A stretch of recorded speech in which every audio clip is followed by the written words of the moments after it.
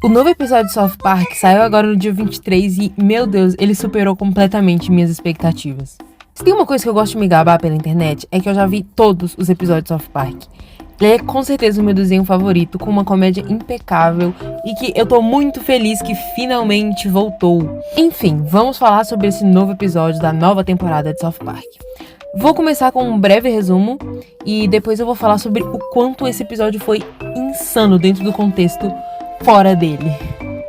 Basicamente, o episódio começa com o Cartman bravo que o presidente dos Estados Unidos cancelou a rádio favorita dele, que era uma rádio pública feita para reclamações ou alguma coisa assim, o que pra ele era hilário, já que afinal de contas estão falando do Cartman, né? What's NPR? The funniest show ever where all the lesbians and Jews complain about stuff? O Cartman começa a estranhar que a cultura woke tá deixando de existir, e por isso não tem mais graça zoar de mexicanos, judeus, lésbicas, por exemplo. Porque agora todo mundo já zoou com essas coisas. A última esperança dele é o diretor PC, vulgo o diretor politicamente correto. Tem toda a sua personalidade girando em torno do fato dele ser politicamente correto. E que, pra surpresa do Cartman, também deixou de ser woke e ficou extremamente cristão, trazendo o próprio Salvador, Jesus Cristo, pra escola de South Park. O Randy, sendo o ótimo pai que ele é, acha isso esquisito e fala com o ChatGPT sobre o problema, fazendo ele concluir que talvez impor uma religião numa escola pública não seja a coisa mais legal do mundo.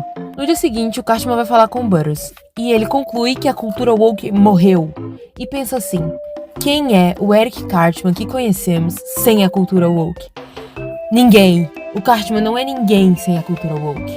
Sem a cultura woke, o Eric não tem graça, entende? Se ninguém é woke, o Cartman não tem a quem irritar, tá ligado? No bar, toda a cidade está discutindo sobre as ações que o presidente vem tomando. E que até quem votou nele não tá entendendo as coisas que ele tá fazendo. Processando pessoas e implementando coisas como o próprio cristianismo em escolas públicas. Enfim, todo mundo se revolta e eles decidem ir na casa do próprio presidente tirar a satisfação. E aqui eu vou ter que dar uma contextualização meio longa, porque essa questão do Trump em South Park é meio complicada. Seguinte, nas eleições de 2018, o Trey e o Matt decidiram pegar um personagem deles que era intolerante com mexicanos. Are there any suggestions how we might help? How about we get rid of all the Mexicans? O professor Garrison, do 4º ano, e transformar ele simplesmente no Donald Trump. Porque eles estavam vendo as coisas que ele estava falando em público e eles estavam genuinamente achando que ele não ganharia as eleições. Mas, para surpresa de todos, nas eleições de 2018, quem ganhou foi o Trump. E eles meio que tiveram que largar o Garrison de mão enquanto o Trump estava no poder. Porque enquanto o Trump estava no poder, o Garrison também tinha que estar no poder. Bem, então quando ele foi reeleito, todo mundo ficou se questionando: o Garrison vai sair de South Park de novo e vai ser o presidente outra vez? E aqui que voltamos pro episódio. Todos os adultos de South Park invadem a casa do Garrison e, pra surpresa de todos, ele não é mais o presidente dos Estados Unidos. Ele, na verdade, só tava vendo uma série com o namorado dele e o cachorrinho fofinho dele. Mas se o Garrison tá em casa de boa, quem tá governando o país? Cortamos pra Casa Branca e simplesmente quem tá lá? Outra variante do Donald Trump no mundo de South Park. Animado e falado no mesmo estilo do Saddam Hussein. Simplesmente sensacional. Nessa hora, o episódio escalava num nível completamente incrível, fazendo uma representação simplesmente insana do presidente dos Estados Unidos. Daí, ele aparece criticando um artista que pintou o pinto dele muito pequeno, fala que vai processar ele. Logo depois, ele vai pro quarto dele e ele se deita com ninguém mais, ninguém menos, com o Satanás, o rei do inferno. Igualzinho o Saddam Hussein no filme de South Park. Enquanto isso está rolando, o Cartman tá lamentando a morte da cultura woke, concluindo que sem ela, ele não tem mais razão de vida. Por isso, ele vai se matar e levar o Butter junto. Na Casa Branca, a gente volta a ver o Trump discutindo com a cidade inteira de South Park. Ele fica revoltado e decide processar a cidade inteira de South Park.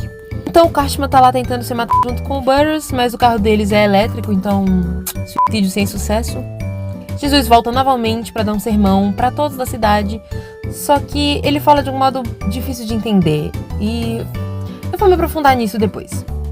A cidade decide então que vai ter que enfrentar o processo contra o Trump, e até os próximos 50 episódios de South Park, eles vão ter que ter pelo menos uma mensagem pró-Trump. Então, a gente vê a nossa primeira mensagem, que é basicamente o Trump andando num deserto, aí ele tira toda a roupa dele e o pinto dele fala uma mensagem lá, eu não me lembro agora. Olhando de longe assim, você fala, é só mais um episódio zombando com a cara do Trump. Mas não, o buraco ele vai um pouco mais fundo. Não sei se vocês sabem, mas a Paramount está em um processo com a Warner Bros. Sobre os direitos do South Park já tem uns anos por agora. E é óbvio que isso gerou problemas pro lançamento de episódios de South Park. A Paramount está tentando se mesclar com uma tal de Skydance, enquanto o contrato do Trey e do Matt com a Paramount está acabando. E enquanto isso, o Trey e o Matt estavam tentando se livrar da Paramount. Enquanto eles tentavam achar outro streaming para passar South Park, o Paramount mudou de última hora o contrato de South Park, o que obviamente irritou o Trey e o Matt. E há 2 semanas atrás, eles ameaçaram a Paramount de processo. A gente nem sequer sabia em qual streaming esse novo episódio ia estar passando agora. Outra coisa importante é que o Trump também estava em processo contra a Paramount, o que não seria um problema se ela não quisesse se juntar com aquela daquela Skydance. E para que essa mesclagem pudesse acontecer, eles precisavam de aprovação de um negócio governamental que, pasmem, acaba por precisar da ajuda do Trump. E como eu falei, o Trump está em processo contra eles. O Trump não curte a Paramount. E para conseguir fazer essa mesclagem acontecer, eles fizeram um acordo com o Trump por $16 milhões. E daí que vem esse negócio de South Park ter que fazer essas mensagens pró-governo Trump. Inclusive, o programa de um cara bem estilo The Noite, assim, sabe? Um talk show noturno, foi imediatamente cancelado com esse contrato, já que ele era famoso por criticar muito o governo do Trump. Enfim, com toda essa bagunça de processos, mesclagens, governo do Trump resolvido, entre muitas aspas, a Paramount pode, enfim, renovar o contrato com South Park por $1,5 bilhões. E uns dias depois desse contrato, esse episódio foi lançado.